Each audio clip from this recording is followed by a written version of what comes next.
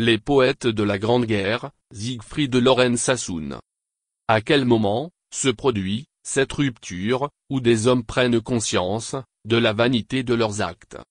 À quel moment des hommes, désabusés, changent complètement le cours de leur existence? Pourquoi un valeureux soldat refuse-t-il, soudainement, de porter les armes? Pourquoi la poésie chasse-t-elle la haine, et bouleverse la vie des hommes?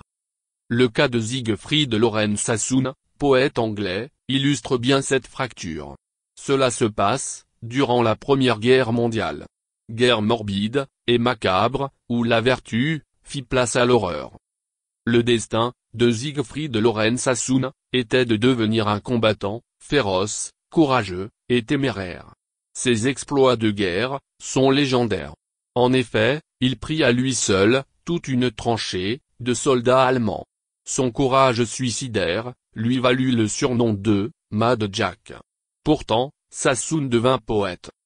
Confronté à la mort de son ami David Thomas Cuthbert, il entra dans une profonde dépression, et se révolta contre la guerre.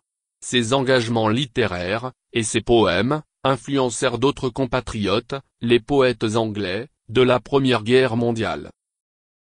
How to die. Dark clouds are smoldering into red, while down the crater's morning burns. The dying soldier shifts his head to watch the glory that returns. He lifts his fingers toward the skies, where holy brightness breaks in flame. Radiance reflected in his eyes, and on his lips a whispered name.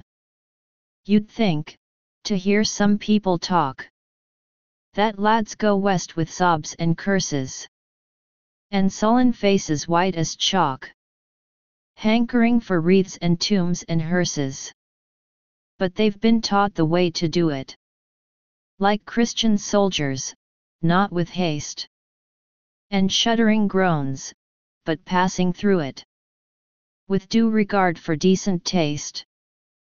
Biographie succincte de Siegfried Sassoon.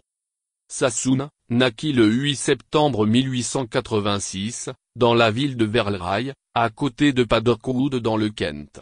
Il fréquenta le collège de Marlborough, puis celui de Cambridge, mais n'obtint aucun diplôme. Il mène une vie de gentleman, pratique divers sports, écrit de la poésie.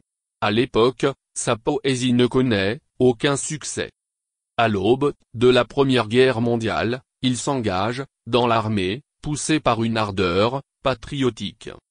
En mai 1914, il rejoint un bataillon en France, et c'est là qu'il rencontra Robert Grave, un autre poète. Une forte amitié unit les deux futures célébrités. La rébellion de Sassoon. Après une convalescence, à la suite d'une blessure, il refuse de reprendre les armes, et adresse une célèbre lettre. Déclaration d'un soldat. L'armée ne peut le condamner pour lâcheté, c'est un héros de guerre, décoré pour sa bravoure.